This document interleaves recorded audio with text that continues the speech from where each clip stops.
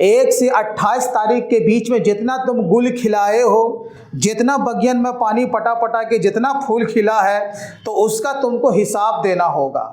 तो गवर्नमेंट बोली इसके सामने वाला जो परचेज़र है उसको पेट में मीठा मीठा दर्द हो रहा है, इनो भी खा रहा तो उसको फ़ायदा नहीं कर रहा है।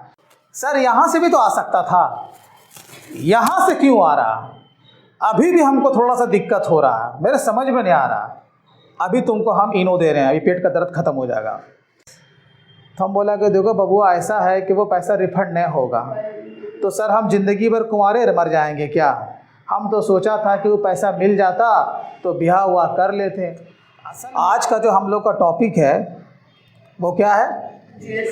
जीएसटी का है। हमने ये जाना था कि अगर इंडिया में किसी भी कंपनी में काम करना है तो टैक्स 2 तरह का होता है। एक है तुम्हारा डायरेक्ट टैक्स और दूसरा तुम्हारा इनडायरेक्ट टैक्स। तो ये जो है तुम्हारा जीएसटी क्या है? इनडायरेक्ट टैक्स है। कौन सा टैक्स है? इनडायरेक्ट टैक्स है। तो हमने ये बताया था अगर इनडायरेक्ट टैक्स के ऊपर काम अगर करना है तो जीएसटी को समझना बहुत ही इम्पोर्टेंट है। ठीक है, तो जीएसटी को समझने के लिए हमें सोर्स में जाना होगा। कहाँ जाना होगा? सोर्स में, कि जीएसटी का काम कहाँ से शुरू होता है और कहाँ पे जाके एंड होता है। ठीक है, तो हमने तुम लोगों को बताया था कि समझ जाओ कि अभी तुम लोग जीएसटी का जी भी नहीं जानते हो। क्या? जीएसटी का जी भी नहीं जानते हो, हमें वहाँ से सोचना है। ठीक है, तो जीएसटी का फुल फॉर्म हम सभी जानते हैं, क्या होता है? Goods and services tax. अगर इसके नाम पे ही तुम लोग थोड़ा सा फोकस करोगे, क्या करोगे? हाँ, फोकस करना है, यानी कि लाइट थोड़ा सा मारो इस पर। अभी बोर्ड पर लाइट कम आता होगा, लेकिन इस पर थोड़ा सा लाइट मारो अपने दिमाग का। इसमें लिखा हुआ है गुड्स, और गुड्स को हिंदी में हम लोग क्या बोलते हैं? माल। ठीक है, एंड का माने प्लस कर दो, सर्विस का माने क्या होता है? सेवा, और टैक्स का माने क्या होता है? कर। ये तो हम लोग जानते ही हैं। तो अगर इसके यहाँ पे गुड्स के वर्ड को ही अगर तुम लोग विश्लेषण करोगे, तुमको ये दिखेगा कि ये जो इनडायरेक्ट टैक्स है गुड्स पे भी अप्लाई होगा, जिसको हम लोग माल कहते हैं, और बाकी इसके अलावा जो सेवा लेना और देने का काम होता है उसके ऊपर भी अप्लाई होगा। ठीक है, अब बोलोगे इसको एक थोड़ा सा एग्जाम्पल से थोड़ा सा समझा दीजिए। एग्जाम्पल बहुत ही सिंपल है। हम क्या व्यापारी तुमको नज़र आ रहे हैं? हम क्या करते हैं? माल बेचते हैं। तुम कहोगे नहीं, तो माल कहते किसको हैं? जो व्यापारी जिस वस्तु का व्यापार करे, ट्रेड करे या उसको तैयार करे, उसी को हम लोग माल कहते हैं। तो मेरा काम माल बेचना नहीं है, मेरा काम क्या है? सर्विस देना। तो हम किस में आए? सर्विस में आए। ठीक है, अब तुम जाके देख लो अपने आजू बाजू में, अपने मोहल्ले टोले में कोई ना कोई आदमी सामान ज़रूर बेचता होगा। राशन के दुकान में जाओ तो वो सामान बेच रहा है, किताब के दुकान में जाओ तो वो स्टेशनरी का सामान बेच रहा है। कभी तुम अगर पेट में तुमको दर्द हुआ मीठा मीठा तो कहाँ जाओगे? मेडिकल स्टोर जाओगे। कहाँ जाओगे? मेडिकल स्टोर जाओगे। तो जब तुम मेडिकल स्टोर जाओगे तो वहाँ से क्या लोगे? मेडिसिन। तो जो भी व्यापारी जिस वस्तु का व्यापार करेगा वही उसके लिए माल कहलाएगा। ठीक है, तो उसको हम लोग क्या बोलते हैं? गुड्स। तो क्या पता चला कि कोई अगर व्यापारी हो उसके ऊपर भी जीएसटी अप्लाई होगा, और अगर कोई सेवा लेता है और देता है उसके ऊपर भी जीएसटी ही अप्लाई होगा। इसलिए मोदी जी ने क्या बोला था कि जीएसटी को हम क्या कहते हैं? One nation one tax. क्या बोलते हैं? One nation one tax. वो इसलिए चाहे तो माल बेचो या सेवा दो, मनोरंजन करो या माल को तैयार करो, सब के ऊपर जीएसटी ही अप्लाई होने वाला है। बात यहाँ तक समझ में आई? अच्छा, अब जैसे कि हमने कहा वन नेशन वन टैक्स, यही है ना जी।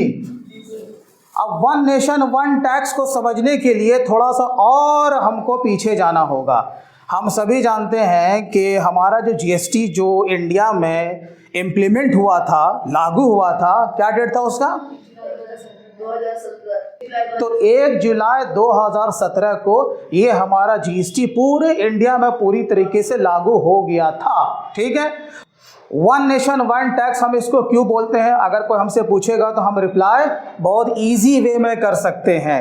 हमें उसको लेके जाना पड़ेगा इससे पहले के इतिहास में। तो इसका पुराना इतिहास क्या था? हाँ भाई, सबसे पहले था वैट। क्या था? वैट। इसका फुल फॉर्म क्या होता है? Value added tax. ये कहाँ पे लगता था? तो भाई माल के ऊपर लगता था। कहाँ लगता था? माल के ऊपर, यानी कि गुड्स के ऊपर। और कहाँ लगता था? विद इन स्टेट, जिसको हम लोग क्या बोलते हैं? Intra state. क्या बोलते हैं? चाहे विद इन स्टेट बोलो, चाहे इंट्रा स्टेट बोलो, या हिंदी में बोलो अपने ही राज्य के अंतर्गत। अपने ही राज्य के अंतर्गत अगर तुम माल खरीदते हो या बेचते हो तो उस पर क्या लगता है? वैट। आज भी लगता है। बोलोगे आज कैसे लगता है? अभी तो आप कहा कि जीएसटी के आने से सब खत्म हो गया। नहीं, हम लोग आगे जानेंगे, ठीक है। तो पहले हो गया तुम्हारा वैट, उसके बाद दूसरा क्या था भाई? सीएसटी। ये भी किस पे लगता था? गुड्स के ऊपर। आप कहोगे दोनों तो गुड्स के ऊपर लग रहा है, दोनों में क्या फर्क है? ये लगता था वैट अपने राज्य के अंतर्गत, और ये कहाँ लगेगा? Inter state. कहाँ लगेगा जी? इंटर स्टेट, यानी कि एक राज्य से दूसरे राज्य में जब हम लोग माल खरीदेंगे या बेचेंगे। यहां तक बात समझ में आया? चलो ठीक है, गाड़ी को आगे बढ़ाओ। नंबर 3 में किसका नंबर आ रहा है? एक्साइज ड्यूटी का। नाम कभी सुना है एक्साइज ड्यूटी का? सुना है? किसके ऊपर लगता, बताओ तो? है? किसके ऊपर? पेट्रोल डीजल के ऊपर। मैन्युफैक्चरिंग एंड प्रोडक्शन यूनिट पे अगर कोई मैन्युफैक्चरिंग कंपनी है तो इसका लॉ अलग से है, उसको ये सब तो लेने हैं। ये डिपेंड करता है तुम्हारे लेन देन के ऊपर। लेकिन अगर तुम कोई माल को तैयार करते हो, प्रोडक्शन को तुम अगर तैयार करते हो, माल को बनाते हो, तो उसके ऊपर क्या लग रहा है? Excise duty. तो कहाँ लगा? मैन्युफैक्चरिंग के ऊपर, समझे? Manufacturing unit. तो यहाँ पर कुछ तुम्हारे लोगों को ये समझ में आ गया होगा, जितने नेचर का लेन देन, जितने तरह का कारोबार, उतने तरह का टैक्स भी है। अच्छा ठीक है, अभी यहाँ पर पिक्चर ख़त्म नहीं हुआ। शाहरुख खान का डायलॉग याद होगा, पिक्चर अभी बाकी है मेरे। अरे बोलो ना, देखो जब पढ़ाई जब हो ना तो बोला करो। जब तक बोलोगे नहीं तो हैबिट होगा नहीं। तो बोलना ज़रूरी है। हम जान रहे हैं सब कुछ, एक्सप्लेनेशन नहीं कर पा रहे तो कहेगा वैसा पढ़ाए भैया। हम सीख लिया, अपने जूनियर को हेल्प नहीं कर पा रहे तो कैसा हमने पढ़ा। इसका माने अगर किसी तुम इंस्टीट्यूट को अगर तुम विजिट कर रहे हो, ख़ास तौर से वो ऑफलाइन, और आदमी अगर बोलना ना सीखे तब तो इसका माने टाइम भी बर्बाद, पैसा भी बर्बाद। बूझे? बूझे? बूझे? हाँ बूझे, बहुत बढ़िया। टमटम और आगे बढ़ाओ जी। नंबर 4, ये तो हो गया माल। अब इसके बाद क्या बचा? बोलोगे सेवा सर छूट रहा। आपका बिजनेस का नेचर कहाँ गया है ना मेरा? अब आ गया यहाँ पर सर्विस। क्या आ गया? सर्विस। इसके ऊपर क्या लग रहा था? तो सर्विस टैक्स। अक्लमंद के लिए इशारा काफ़ी है। अब अगर हम लोग पहले 2017 से पहले जब जीएसटी लागू नहीं हुआ था, कोई भी फिल्म अगर हम देखने के लिए जा रहे हैं तो उस पर क्या लगता था? मनोरंजन टैक्स। क्या लगता था? मनोरंजन टैक्स। हिंदी में लिखो भाई, है ना? मनोरंजन टैक्स, जिसको हम लोग कहते हैं एंटरटेनमेंट टैक्स। तो क्या पता चल रहा है? और भी है लग्जरी टैक्स, और भी है एंट्री टैक्स। तो जितने तरह का नेचर बदल रहा है उतने तरह का टैक्स भी लग रहा है। तो इस लेकर के गवर्नमेंट ने देखा कि भाई हम आपको सुख सुविधा दे दें, आप लोगों को पढ़ने में दिक्कत हो रहा है, काम करने में दिक्कत हो रहा है, तो ऐसा करते हैं एक ही टैक्स को ले आते हैं जिसका क्या नाम है? जीएसटी। ये जितना भी तुम यहाँ पे टैक्स देख रहे हो ये सारा का सारा इनडायरेक्ट टैक्स है। क्या है? सारा का सारा इनडायरेक्ट टैक्स है। ये सारा का सारा इनडायरेक्ट टैक्स जीएसटी में जाके मर्ज हो गया, इसलिए जीएसटी को वन नेशन वन टैक्स कहते हैं। यहाँ तक बात समझ में आई? यहाँ तक तो कहानी क्लियर है? बोले ठीक है सर, ये तो आप मेरे को बड़े बेहतरीन तरीके से समझा दिया गुड्स एंड सर्विसेज को आइडेंटिफाई करने के लिए, है ना। अब इसके आगे का कहानी शुरू होता है। अब अगर कोई अगर व्यापारी है, अब उसको ये समझना है कि हमें जीएसटी नंबर का ज़रूरत कहाँ पे है। जीएसटी नंबर लेना पड़ता है ना इसके लिए। अगर तुमको इनकम टैक्स में कोई काम करना है तो पैन कार्ड का होना ज़रूरी है। उसी तरीके से अगर तुमको कारोबार में आना है तो जीएसटी नंबर लेना ज़रूरी है। अब जैसे कि तुमको कारोबार करना है, जीएसटी ऑफिसर हर जगह घूम रहा, कभी भी तुम्हारे दुकान में आ जाएगा, ऑफिस में आ जाएगा इंक्वायरी करने के लिए, जीएसटी नंबर दिखाओ। मेरे पास तो जीएसटी नंबर है नहीं। तो इसका माने हमें नियम कानून को समझना होगा कि किसे जीएसटी नंबर लेना है और किसे जीएसटी नंबर नहीं लेना है। अगर तुम बिजनेसमैन भी हो या फिर तुम अगर अपने प्रोफेशन में भी हो। अब इंडिविजुअल के लिए नहीं है कि कोई भी आदमी स्टूडेंट है, तुम पढ़ रहे हो तो सर जीएसटी नंबर ले लें। क्या करोगे जीएसटी नंबर लेकर के? क्या करना है? अगरबत्ती दिखाना है, सर्टिफिकेट घर में लगाना है, वो कुछ अवार्ड है तो नहीं है। तो इससे क्या पता चला कि जीएसटी नंबर हर के लिए नहीं है। तो किसके लिए? बिजनेसमैन के लिए। अगर तुम कारोबार करते हो तो जीएसटी नंबर तुमको लेना होगा, लेकिन कंडीशन अप्लाई है। क्या है? कंडीशन अप्लाई है। तो जीएसटी नंबर सबसे पहले हम लोग इसे समझना, ठीक है। जीएसटी नंबर लेना है तो हमने तुमको बताया था कि जीएसटी नंबर दो तरह का होता है। कितने तरह का? दो तरह का होता है। एक होता है तुम्हारा कंपोजिशन स्कीम। क्या होता है? कंपोजिशन स्कीम वाला होता है। और दूसरा तुम्हारा क्या होता है? रेगुलर। ठीक है, रेगुलर। कंपोजिशन को समझ जाओ और रेगुलर को समझ जाओ। तुम्हारे ऊपर जो सूट करता है तुम ले लो। अब इसका जो भी नुकसान फायदा है बस उसको खाली समझना है। तो पहले हम लोग बात करते हैं कंपोजिशन के बारे में। किसके बारे में? कंपोजिशन के बारे में। अब इसके बारे में गवर्नमेंट क्या बोलता है कि अगर तुम्हें कंपोजिशन स्कीम का नंबर अगर लेना है तो दो चीज़ को फुलफिल करना ज़रूरी है। और वो दो चीज़ क्या है? एक तो तुम्हारा टर्नओवर। क्या?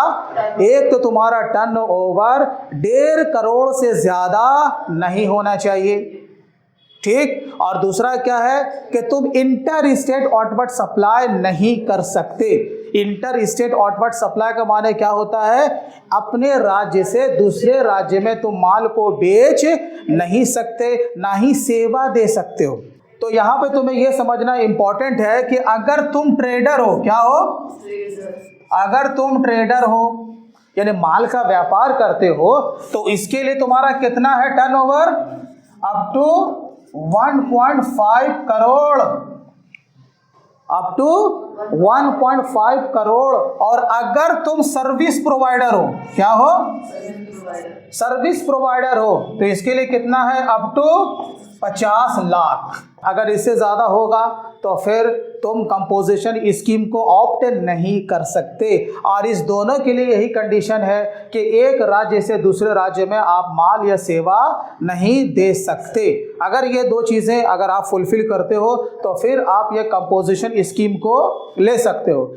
एज्यूम करो कि तुमने ये नंबर ले लिया तो सरकार को हिसाब तो देना है ना। हाँ जी, सरकार को तुमको हिसाब देना होगा। तो कैसे हिसाब देना है? गवर्नमेंट तुमको ये बोला कि हर 3 महीने में तुम हमको हिसाब दो। इसका माने हिसाब देने का क्या मतलब हो गया? Return filing. क्या होता है? Return filing. और तुमको ये याद रखना है कि जब भी तुमको अगर कोई बोले, तुम्हें बोले रिटर्न में और चालान में क्या फ़र्क है, हमने बताया होगा कि रिटर्न में माने क्या होता है कि हम गवर्नमेंट को अपने ट्रांजैक्शन का ब्यौरा देते हैं। क्या देते हैं? ब्यौरा देते हैं, डिटेल देते हैं। और चालान का माने क्या? पैसा देते हैं, कैश नहीं देते हैं, ऐसे नहीं देते हैं, हम उसको पेमेंट करते हैं। अगर हमारे ऊपर टैक्स की लायबिलिटी बनेगी तो हम उसको पेमेंट करेंगे, ठीक है। तो अगर कोई कंपोजिशन स्कीम का नंबर लिया हुआ है तो उसको रिटर्न फाइल करना होगा। और उस रिटर्न का क्या नाम है? CMP 08। हर क्वार्टरली वे में तुम्हारे को रिटर्न फाइल करना होगा। और जब रिटर्न फाइल करोगे तो गवर्नमेंट क्या बोलता है कि इसके साथ साथ तुम्हें अपने हर 3 महीने के टर्नओवर का GST भी पे करना होगा अपने पॉकेट से। क्या? अपने पॉकेट से। अब इसका रेट क्या है? अब रेट को तुम लोग समझो। कंपोजिशन स्कीम के अंदर में 3 तरह का टैक्स रेट दिया हुआ है, ठीक है, 3 तरह का। तो पहला क्या है, अगर तुम ट्रेडर या फिर मैन्युफैक्चरिंग यूनिट से बिलोंग करते हो, समझे ना, अगर तुम मैन्युफैक्चरिंग यूनिट से बिलोंग करते हो तो तुमको अपने टर्नओवर का 1% का जीएसटी पेमेंट करना होगा।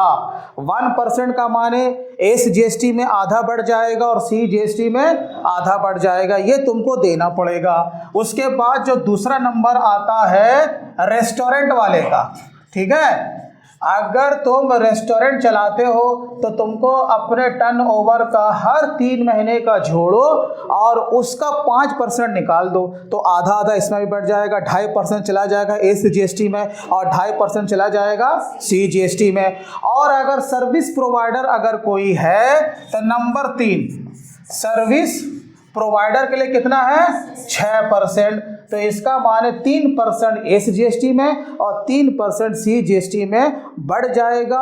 और अगर तुम इसको पेमेंट नहीं करोगे तो इसका माने तुम्हारा रिटर्न फाइल हो जाएगा, तो कभी नहीं होगा। तो CMP 08 का माने क्या होता है, रिटर्न कम चालान। इसमें रिटर्न भी है और चालान भी है, दोनों साथ में है। लेकिन जब हम तुमको आगे बताएंगे नॉर्मल स्कीम में, उसके लिए चालान का हिसाब किताब 3B में होता है। कहाँ होता है, वो अलग से 3B में है। और रिटर्न हम लोग GST R1 का फाइल करते हैं, उसमें हम लोग टैक्स का पेमेंट नहीं करते हैं। तो अगर कोई तुमसे पूछे CMP 08 क्या है भाई, तो रिटर्न कम चालान दोनों साथ में है। अब इसके आगे एक रूल ये भी है कि जब तुम कंपोजिशन स्कीम का नंबर लोगे, इसमें ना ही इनपुट है, इसमें ना ही आउटपुट है। क्या है, इसमें ना ही इनपुट है और ना ही इसमें आउटपुट है। अब बोलोगे अभी हम तो फ्रेशर हैं सर जी, ना ही इनपुट समझ में आ रहा है और ना ही आउटपुट समझ में आ रहा है। इनडायरेक्ट टैक्स में यही तो 2 चीज़ है, एक इनपुट एक आउटपुट। और इनडायरेक्ट टैक्स का फॉर्मूला क्या है, output minus input equal to GST payable. अभी समझ में नहीं आया, अब हम तुमको बताते हैं कि GST कैसे काम करता है या इनडायरेक्ट टैक्स किस तरीके से काम करता है, उसमें तुम्हारे को बिल्कुल समझ में आ जाएगा। तो गाड़ी को आगे बढ़ावें हैं। अब इसको एक मिसाल से हम लोग समझते हैं। मान के चलो कि तुमने कोई माल खरीदा, कितने रुपए का, 100 रुपये का। हम सभी जानते हैं कि GST का मल्टीपल रेट है ना, कितना % रेट है, बोलो 0% है, 5% है, 12% है, 18% है और 28% है। यहाँ तक तो बात समझ में आ रही है ना, इतने तरह का मल्टीपल रेट है। अच्छा ठीक है, अब यहाँ पर मान लेते हैं 12% का। कितना मान रहे हैं हम, 12% का मान रहे हैं। हमने 100 रुपये का माल खरीदा किसी रजिस्टर्ड डीलर से। रजिस्टर्ड डीलर का माने जिसके पास GST नंबर है, ऐसे समझो। उसने क्या किया, इस पे 12% का हमसे GST ले लिया, तो कितना जोड़ा उसने, इसका माने बिल का वैल्यू कितना हो गया, 112 रुपया। तो सामने वाले डीलर को हम तो माल का भी पैसा देंगे और GST का भी पैसा देंगे।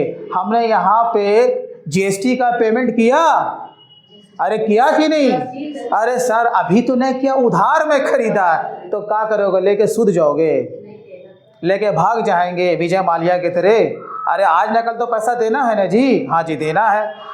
तुम आज दो या कल दो, ये जो टैक्स हम जो पेमेंट करेंगे ना, यही मेरा कहलाता है इनपुट GST। क्या कहलाता है, यही कहलाता मेरा इनपुट GST। अब ये बताओ, इनपुट GST मेरे लिए क्या है, करंट एसेट है। Very good. बहुत सारा कैंडिडेट इसको क्या समझता है, एक्सपेंस है। काहे एक्सपेंस है, अरे सर माल जो खरीद रहे हैं ना, तो परचेज तो मेरे लिए एक्सपेंस है। हम आपका वीडियो देखा था और भी लोगों का देखा था, उसमें आप चिल्ला चिल्ला के बोल रहे थे कि परचेज जो है वो डायरेक्ट एक्सपेंसेस है, तो परचेज के ऊपर हम GST पे किया तो ये भी तो मेरे लिए एक्सपेंस होगा ना। अरे नहीं रे बबुआ, ये एक्सपेंस नहीं होगा। अगर ये पैसा डूब जाता, लॉजिक है ना, अकाउंट्स को हिस्ट्री की तरह नहीं पढ़ना है। अकाउंट्स एक टेक्निकल सब्जेक्ट है। क्या है? टेक्निकल सब्जेक्ट है। रट्टा मार के पढ़ोगे, ऐसे ऐसे हिलोगे, घर जाते जाते भूल जाओगे, गारंटी है। और अगर इस टॉपिक को अगर समझ गए तो लाइफ टाइम याद रहेगा। तो कोई भी चीज़ समझा हुआ आदमी जल्दी नहीं भूलता है ना, ये साइंटिफिक है ना। तो ये मेरा एक्सपेंस नहीं है। कब मेरे लिए एक्सपेंस होगा? जब ये पैसा डूब जाता। अच्छा, कब डूबेगा सर? हाँ, एकदम सही पकड़े, एकदम मुन्ना सही पकड़ा एकदम, कि अगर हम कंपोजिशन का अगर नंबर सर लिए रहते, अभी तो यहाँ हम आपके यहाँ क्लास कर रहे हैं, लेकिन आपका वीडियो हम पहले से देखे हुए हैं, गलत बोलिएगा फट से पकड़ लेंगे। हाँ, ये बात पॉइंट वाला है कि कंपोजिशन का अगर सर हम नंबर लिए रहते ना, उसमें तो हमें इनपुट का क्रेडिट मिलता ही नहीं है, तब वो मेरे लिए एक्सपेंस हो गया। लेकिन अगर रेगुलर का हम नंबर लिए हुए हैं तो ये मेरा इनपुट पैसा डूबता नहीं है, मेरा ही पैसा मेरे नाम से सरकारी खजाने में जमा रहता है। तो इसका माने ये मेरा संपत्ति हो गया। क्या हो गया? ये मेरा संपत्ति हो गया, जिसको हम शॉर्ट में लिख रहे हैं करंट एसेट। ठीक। अच्छा, अब तुम बताओ, माल खरीदे 100 रुपये में, 12 रुपया दिया तो 112 रुपये हमको पेमेंट करना पड़ा, बेचोगे कितने में? प्रॉफिट लोगे ना। दुकान का खर्चा, मकान का खर्चा है, अपनी उसका खर्चा, अगर हम 1-2 ठो रखे हुए हैं उसका भी खर्चा। गलत मत समझो, ऑफिस में रखे हुए बाबा, तुम लोग गलत समझ जाते। 2 का मतलब क्या? हम 2 को उसको रखे हुए हैं, ऐसा थोड़े होता। ऑफिस का खर्चा जो स्टाफ को रखे हुए हैं, अब उसका खर्चा हम तो इसी को बेच के नहीं निकालेंगे, कहाँ से निकालेंगे? अब क्या करना है, जब ये मेरा लागत का हिस्सा नहीं है तो हम इसको माइनस कर देंगे। क्या कर देंगे?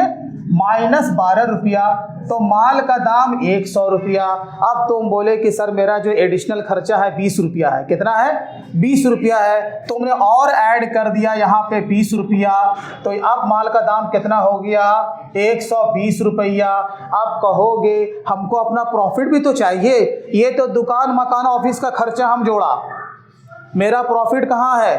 तुम बोले कि हम 5 रुपया और इसमें प्रॉफिट को ऐड कर देते हैं। ठीक है, 5 रुपया तुम और ऐड कर दिए। अब माल का दाम कितना हो गया? 125 रुपया। इसका माने ये माल 125 रुपये में बिकने को तैयार है। सरकारी आदमी आके खड़ा हो गया, तुम तो अपना पैसा ले लिए, मेरा पैसा कहाँ गया? मतलब कौन सा पैसा? 12%। इनडायरेक्ट टैक्स का यही तो मामला, ये कैरी फॉरवर्ड होता है। क्या होता है? ये कैरी फॉरवर्ड। कहाँ तक कैरी फॉरवर्ड होगा? जब तक कि ये मटेरियल कंज्यूमर तक उपभोग ना कर लिया जाए, यानी कि वो खा पी के पचा न ले। जितना बार ये जितने हैंड से ये गुजरेगा, उतना बार हर व्यापारी एक दूसरे से टैक्स लेगा देगा, टैक्स लेगा और देगा।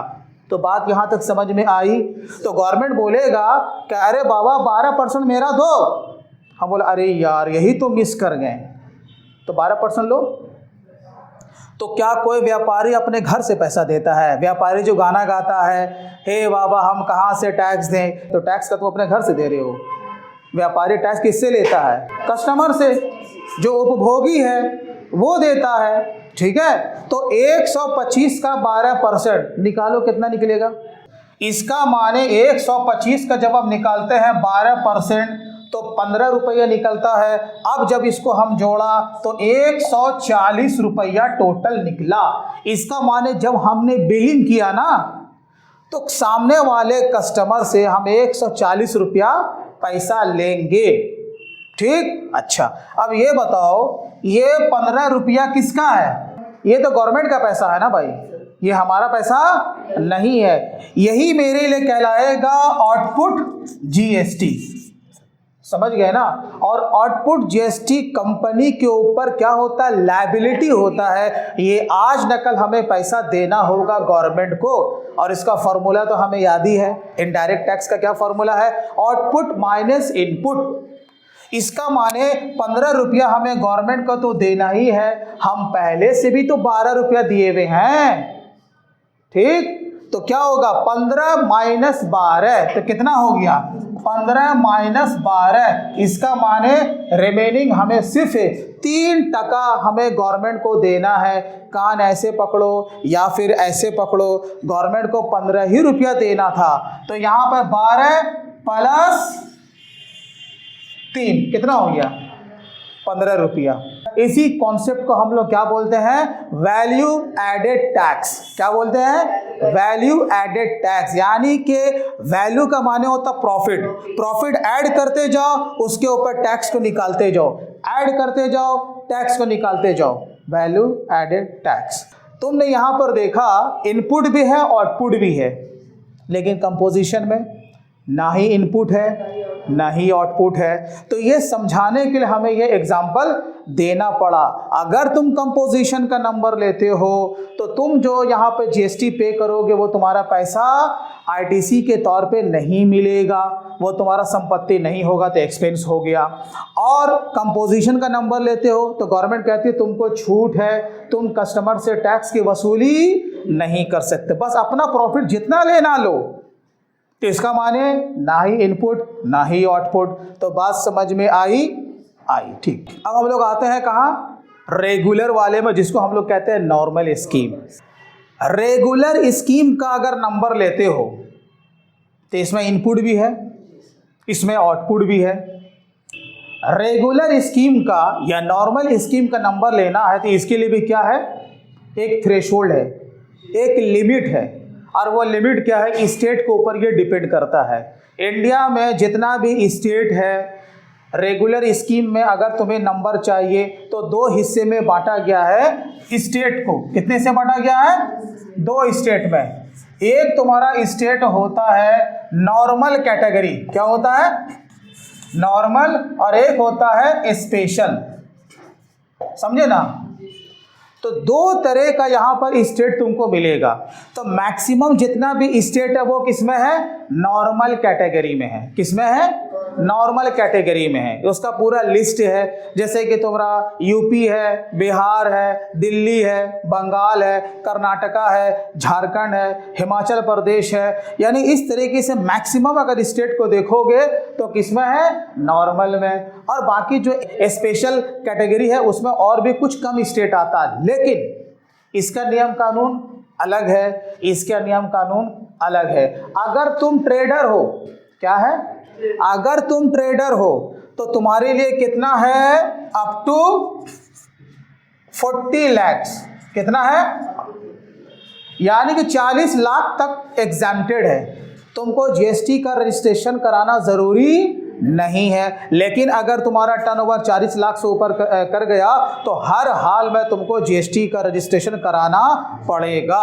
और अगर तुम सर्विस प्रोवाइडर हो तो उसके लिए कितना है, उसका आधा 20 लाख। और यही स्पेशल कैटेगरी से बिलोंग करने वाला जो स्टेट है तो यहाँ पे ये कितना हो जाएगा, 20 लाख, और ये कितना हो जाएगा, 10 लाख। तो ये तो हो गया टर्नओवर।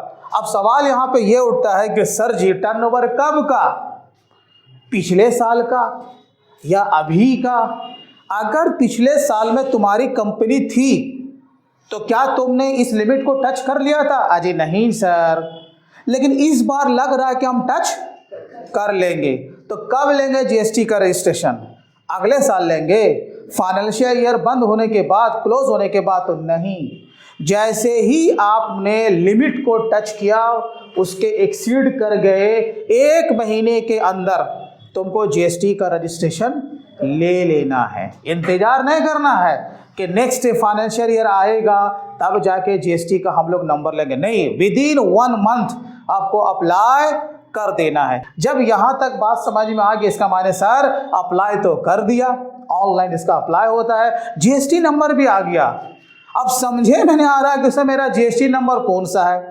तो जीएसटी नंबर का फॉर्मेट होता है, क्या होता है, जीएसटी नंबर का फॉर्मेट होता है। तो क्या फॉर्मेट होता है? तो जीएसटी नंबर का फॉर्मेट कैसा होगा, चाहे कंपोजिशन हो चाहे नॉर्मल हो, दोनों का फॉर्मेट सेम रहता है। पहला क्या होगा, तुम्हारा स्टेट कोड, ठीक, प्लस क्या हो जाएगा तुम्हारा पैन कार्ड का नंबर, प्लस यहाँ पे 3 डिजिट का कुछ भी यहाँ पे अल्फ़ाबेट का लेटर हो सकता है और उसके साथ साथ नंबर्स का भी लेटर होगा। तो टोटल डिजिट कितना हो गया?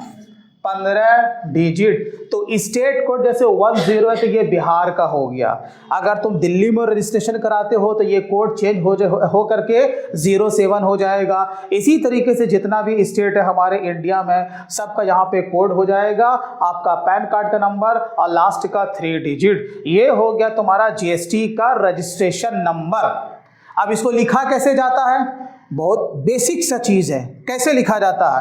तुम किसी का बिल उठा के देखना, क्या लिखा रहता है? GSTIN लिखा रहना चाहिए था। जीएसटी नंबर लिखा हुआ क्या है? GSTIN।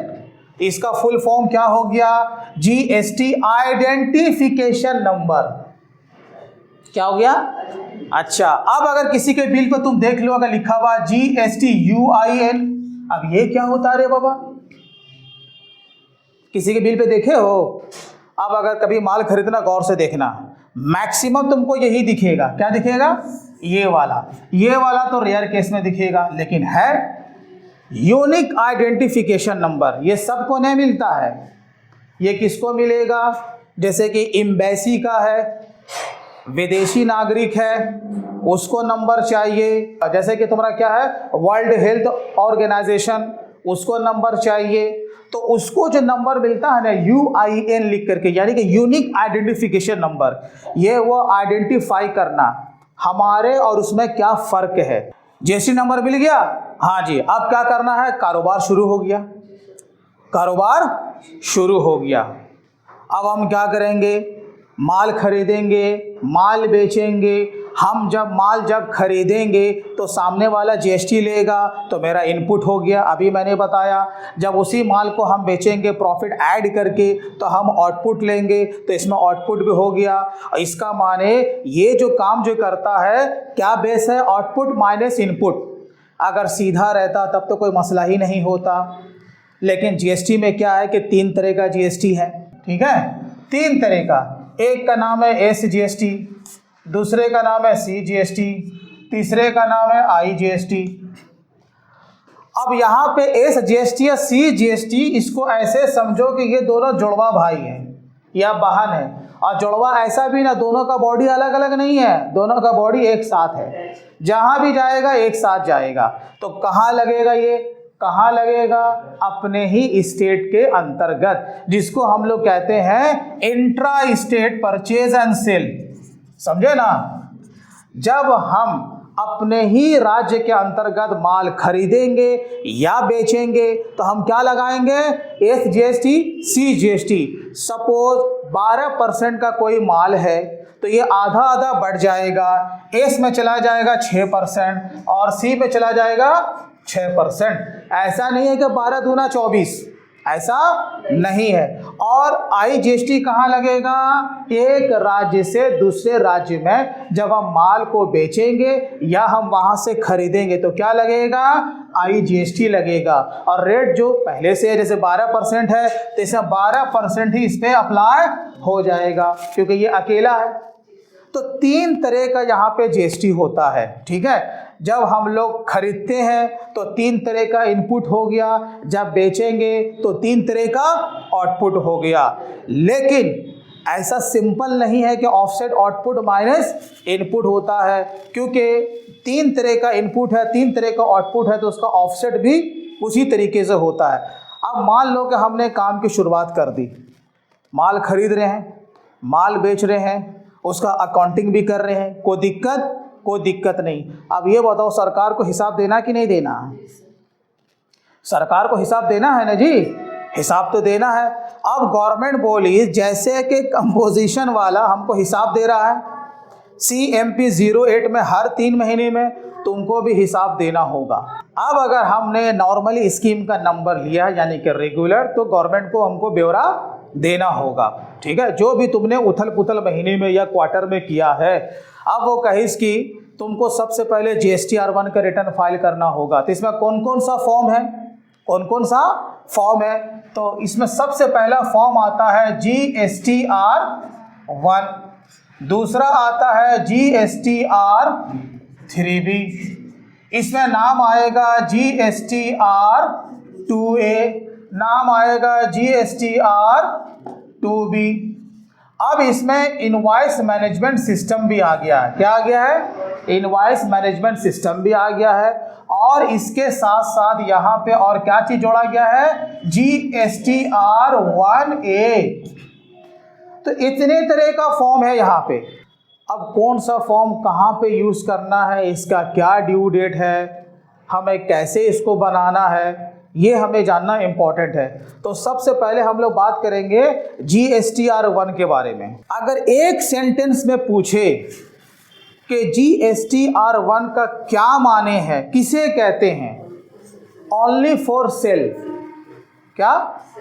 ओनली फॉर सेल, यानी सेल और सेल से रिलेटेड जो भी डेटा होगा हमें GSTR-1 में पुटअप करके अपलोड कर देना है।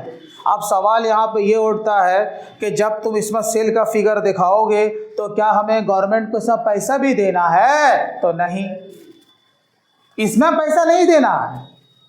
तो पैसा कहाँ देना है? इसमें सेल तो तुम दिखा रहे हो जी, तुम कैसे पढ़े हो, कहाँ पढ़े हो? वो तुमको नहीं सिखाई से? बोली हाँ सिखाई से। बोली कि इसमें खाली हिसाब देना है, और हिसाब का जो फाइनल हिसाब होगा वो GSTR-3B में होगा, यहाँ नहीं होगा सर। अरे वाह, इसका माने तुम जान रहे हो। ठीक है, और गाड़ी को आगे बढ़ाओ। तो GSTR-1 में क्या जाएगा? सेल और सेल से संबंधित डेटा। अब पता है इसमें कितना टेबल बना हुआ है? 15 टेबल है। ठीक है, कितना टेबल बना हुआ है? 15 टेबल, यानी कि 15 बॉक्स बना हुआ है, और हर बॉक्स में कुछ ना कुछ तुम्हारा डेटा जाएगा। बोलोगे एक ही बॉक्स रहता तो काम ना हो जाता सर, कहे 15 टेबल दी से? अरे माल बेच रहे हैं, माल का हिसाब दे देते हैं। ये 15 टेबल कहे दे दी से? नहीं, सेल भी अलग अलग नेचर का हो सकता है। तो कैसा कैसा नेचर होगा? अच्छा, तुम जो माल बेचोगे लोकल में बेचोगे, हाँ एक नेचर हो गया। अदर स्टेट को माल को बेचोगे तो हाँ 2 नेचर हो गया। तुम जो लोकल में बेचे उसमें रजिस्टर्ड भी हो सकता है, अनरजिस्टर्ड भी हो सकता है, तो हाँ। अदर स्टेट वाले को माल बेचे उसमें रजिस्टर्ड भी हो सकता है और अनरजिस्टर्ड भी हो सकता है।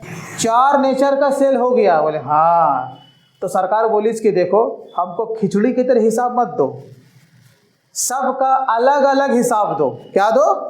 हाँ, जो रजिस्टर्ड है उसके लिए टेबल अलग है, जो अनरजिस्टर्ड है उसके लिए टेबल अलग है। अच्छा, और सर जो विदेश में माल बेच रहा है उसके लिए भी टेबल अलग है। समझ गए ना? तो जब हमारा सेल अलग अलग है तो सेल से रिटर्न भी अलग अलग होगा। समझ रहे हो ना?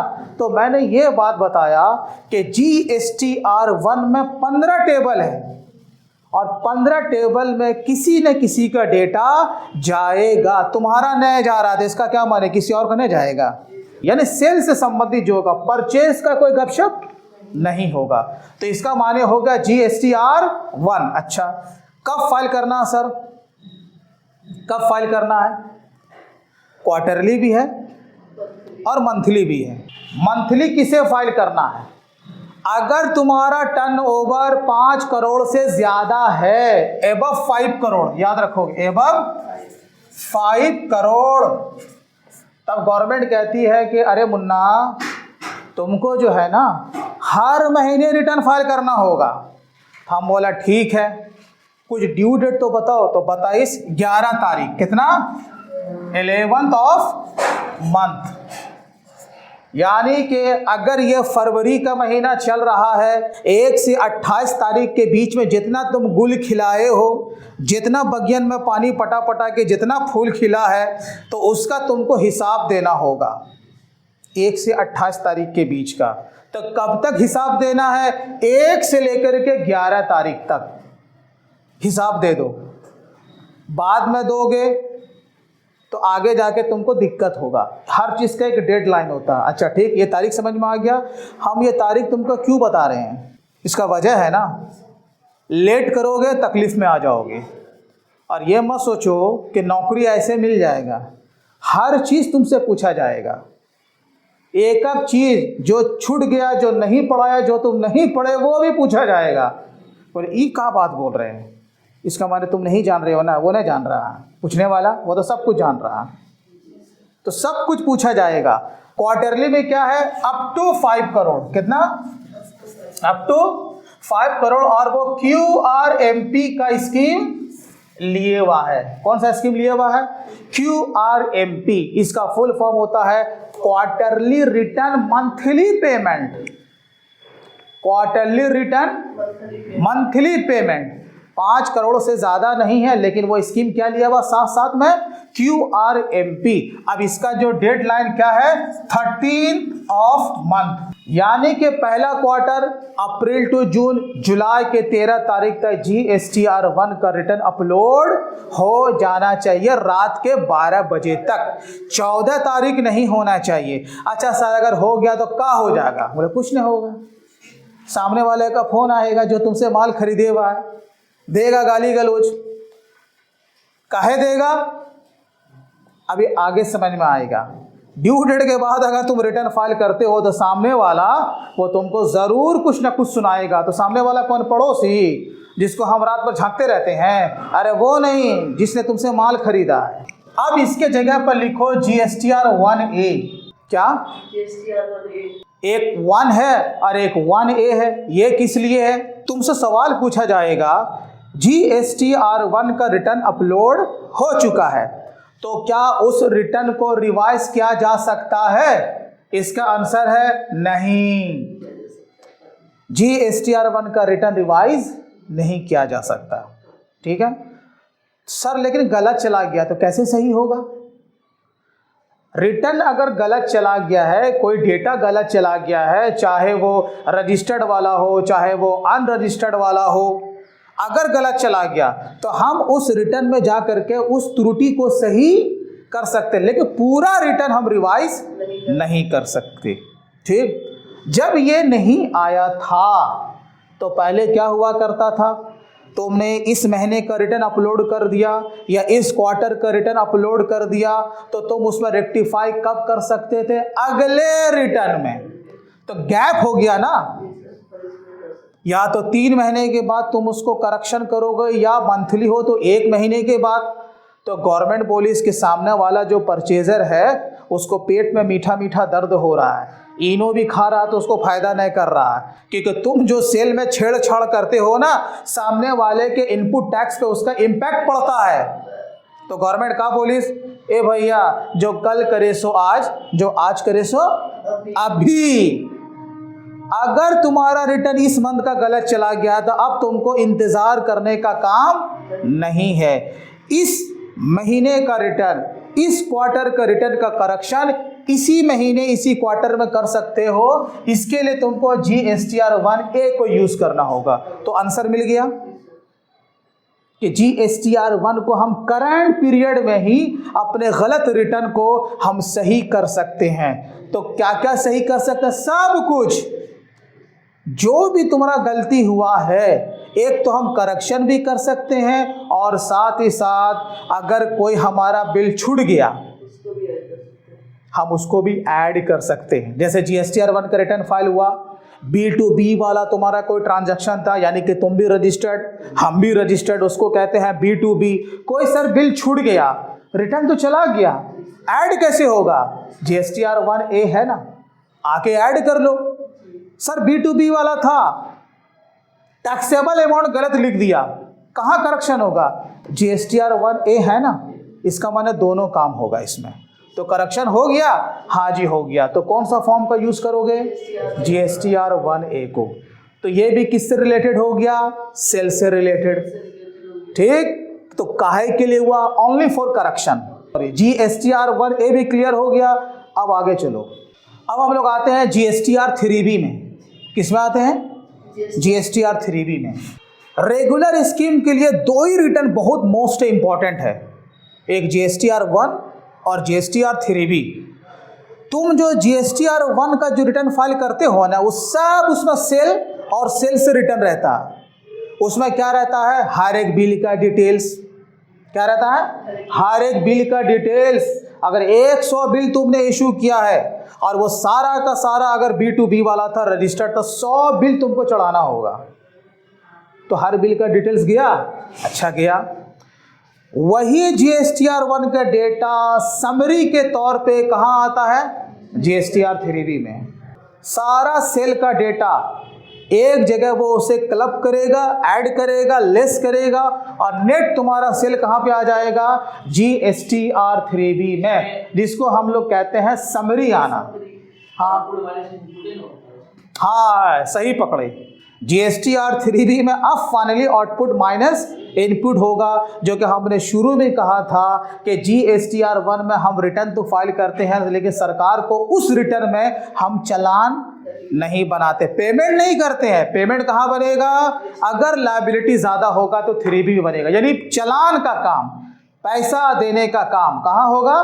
3B में होगा। अच्छा ठीक सर, ये तो समझ में आ गया कि GSTR1 का हम जब रिटर्न डालते हैं ना, उसका डेटा वहाँ से फेच हो जाता है, डेटा वहाँ से वो इंपोर्ट कर लेता है। GST का नेटवर्क, उसका ऐसा वहाँ पर सिस्टम बना हुआ है, सारा तुम्हारा डेटा फेच किया, कहाँ आ गया? GSTR3B में आ गया। तो कौन से वाले कॉलम में आया? आउटवर्ड सप्लाई वाले में। कहाँ आया? सेल वाले में, लेकिन समरी आएगा। अच्छा ठीक है। अब अगर कोई तुमसे ये पूछे GSTR1 का डेटा अगर 3B से मिसमैच हो रहा है तो सही है या गलत है? गलत है ना।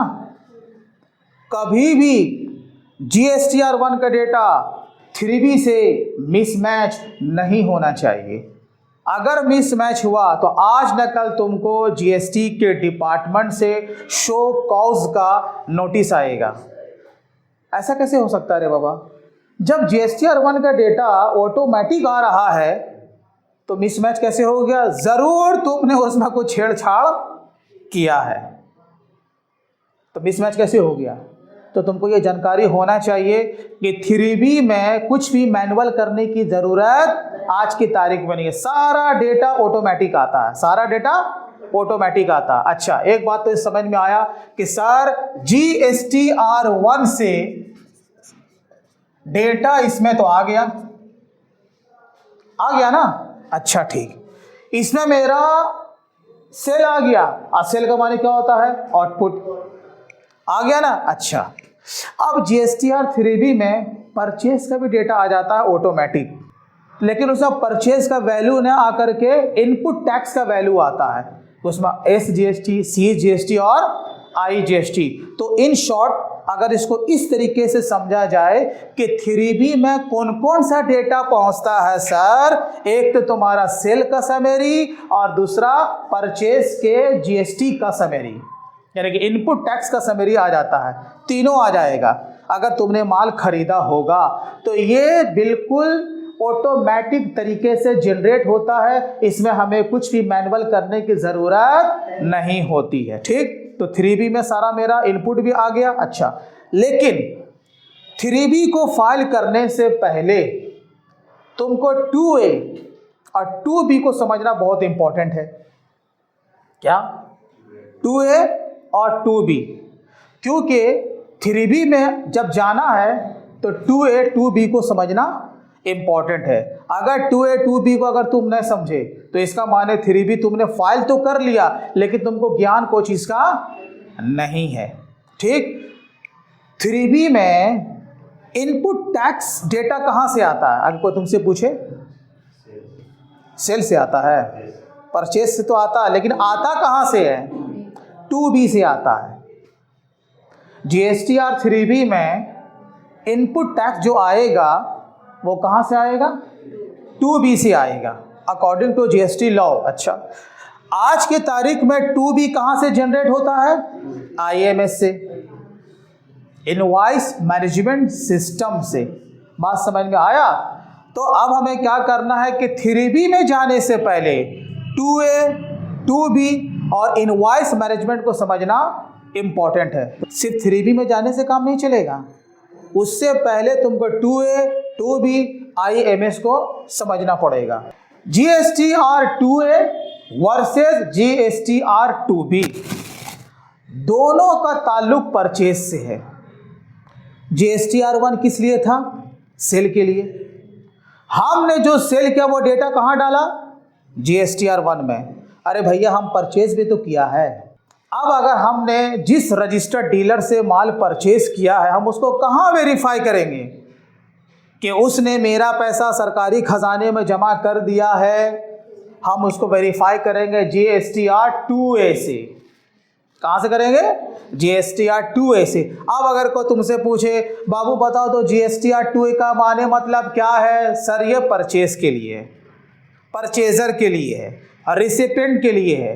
हम क्या करते हैं ना, GSTR2A में जा करके वेरीफाई करते हैं कि जिससे माल खरीदा है वो बिल वहाँ रिफ्लेक्ट हुआ है कि नहीं। अगर नहीं हुआ है तो इसका माने क्या हुआ बाबू? सर वो भूल गया है, या किसी का GST नंबर गलत में चढ़ा दी है, या वो फाइलें नहीं करी है। तब तुम क्या करोगे? रिटर्न फाइल कर दोगे अपना? बोले नहीं सर, उसको पहले फ़ोन करेंगे, लताड़ेंगे उसको कि भैया रिटर्न का डेट चला गया, मेरे 2A में नहीं दिख रहा है, काहे रिटर्न तुम फाइल न करें? तो इसका माने ये पता चला कि GSTR2A में अगर तुम्हारा पैसा वो दिख गया तो तुम्हारा इनपुट GST है ना जी, वो तुम्हारा पैसा संपत्ति है। अगर वहाँ नहीं दिखेगा तो तुमको पेट में दर्द हो जाएगा। तो बात समझ में आ रही है कि GSTR2A का माने हम जिससे माल खरीदते हैं उसका डेटा यहाँ रिफ्लेक्ट करता है। ठीक, 2B का भी माने सेम है, लेकिन बोलोगे 2A भी है 2B भी है। जब दोनों का माने मतलब सेम है तो गवर्नमेंट काहे रखिस? 2A को भी रखे हुआ पोर्टल पे, 2B को भी रखे हुआ है। मतलब है तुम जो 3B में ITC लेते हो ना, वो कहाँ से आता है? 3B में 2B से आता है, यहाँ से नहीं जाता है, यहाँ से आता है। तो सर मेरे समझ में नहीं आ रहा, ये डायरेक्ट यहाँ से भी तो आ सकता था। सर यहाँ से भी तो आ सकता था, यहाँ से क्यों आ रहा? अभी भी हमको थोड़ा सा दिक्कत हो रहा है, मेरे समझ में नहीं आ रहा। अभी तुमको हम इनो दे रहे हैं, अभी पेट का दर्द खत्म हो जाएगा। 2A में हमेशा का डेटा तुमको दिखेगा, हर साल का डेटा दिखेगा। 2B में खाली रिटर्न का डेटा दिखेगा। और फिर भी नहीं समझ में आया, फिर भी नहीं समझ में आया।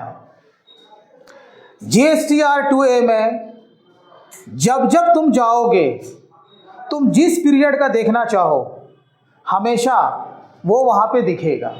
ठीक, GSTR2B में ये जो जनरेट होता है वो सिर्फ और सिर्फ तुम्हारे रिटर्न फाइलिंग के लिए। और जो रिटर्न हम फाइल करते हैं या तो मंथली या फिर क्वार्टरली, तो इसका माने जब तुम मंथली रिटर्न फाइल करोगे तो ये जनरेट हो जाएगा। बस वहीं तक, जो डेटा उसमें दिखा वो आगे कैरी फॉरवर्ड नहीं होगा, ये हो जाएगा। लेकिन इसका होना ना होना हमको कब? हमको तो ITC मिल रहा 2B से ना, फिर ये वहाँ तो वहाँ चला जाएगा।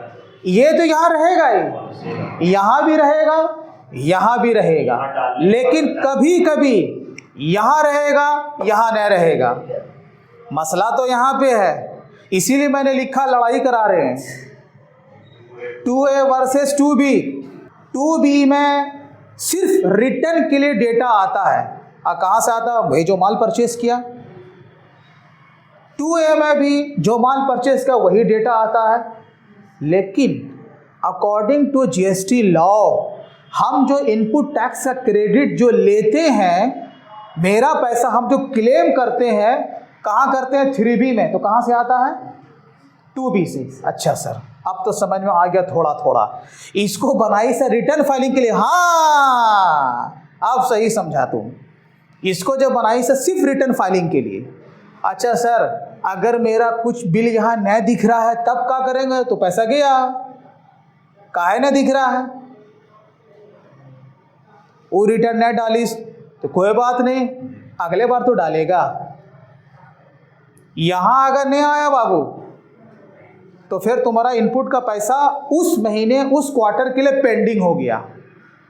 ठीक है। लेकिन सरकार ये कहती है कि अगर तुम्हारा कोई ऐसा बिल है जो कि छूटा हुआ है, नहीं दिख रहा है, एक्स्ट्रा तुम उसका 5% ले लो। कितना ले लो?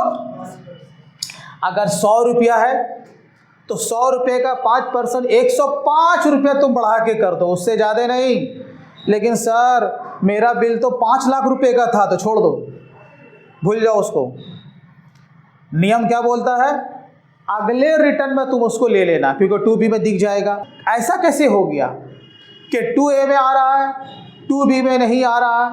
क्यों ऐसा हुआ? अच्छा बता रहे हैं क्यों ऐसा हुआ। तुमको मालूम है GSTR 1 का ड्यू डेट है।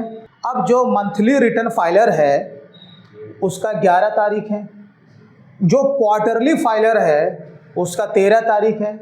अगर कोई सप्लायर ड्यू डेट के बाद रिटर्न फाइल करता है तो उसका इफेक्ट 2A में तो आएगा लेकिन 2B में नहीं आएगा। तो इसका माने एक तरह का ये पनिशमेंट हो गया। डिले करे सप्लायर और भुगते परचेजर। तो कारण समझ में आया। 14 तारीख को सिस्टम जनरेट होता है, अपडेट होता है GST का नेटवर्क। इसीलिए जहाँ कहीं भी तुम काम करना, याद रखना तुमको GSTR 1 ड्यू डेट तक एकदम फाइल कर देना है, नहीं तो सामने वाले को दिक्कत हो जाएगा। तो बात समझ में आया कि 2A और 2B का माने मतलब क्या है। ठीक 2B से ही डेटा जा रहा है 3B में, लेकिन आज के तारीख में 2B भी जो जनरेट हो रहा है वो किससे हो रहा है? इनवॉइस मैनेजमेंट सिस्टम से। कहाँ से हो रहा है? इनवॉइस मैनेजमेंट सिस्टम से। तो इनवॉइस मैनेजमेंट सिस्टम अभी ऑप्शनल रखा गया। क्या रखा गया है? ऑप्शनल। जाना मैंडेटरी नहीं है। गवर्नमेंट अभी इसको एक्सपेरिमेंट कर रही है, एक तरीके से ये बोला जाए। अगर ये मैंडेटरी कर देगा तब तो ITC लेने के लिए तुमको इनवॉइस मैनेजमेंट सिस्टम में जा करके अपना एक्शन लेना होगा। इनवॉइस मैनेजमेंट सिस्टम में है क्या? वही सारा परचेज से रिलेटेड डेटा तुमको दिखेगा।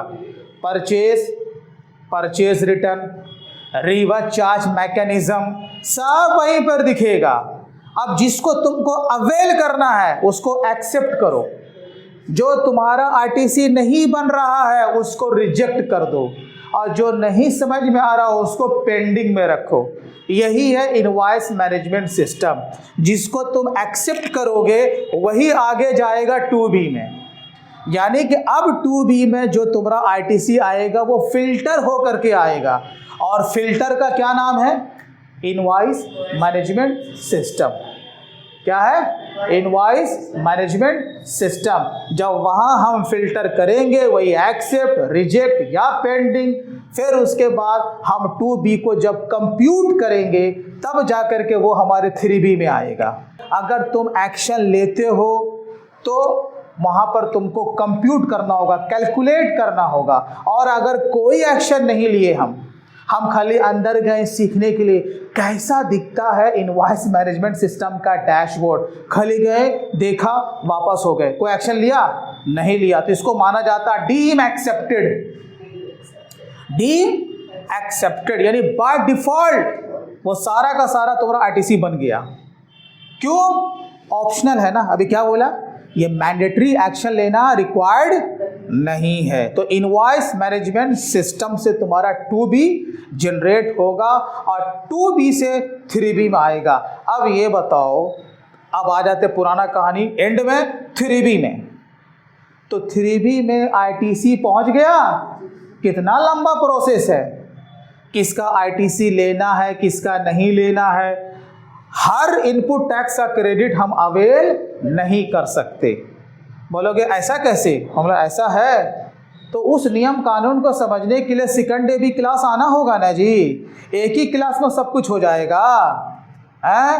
अभी निकाह हुआ नहीं कि सब कुछ हो जाएगा। बगियन में फूल खिलाना है तो कम से कम 2-3 साल इंतजार करना होगा। तो हर चीज़ के लिए टाइम लगता है।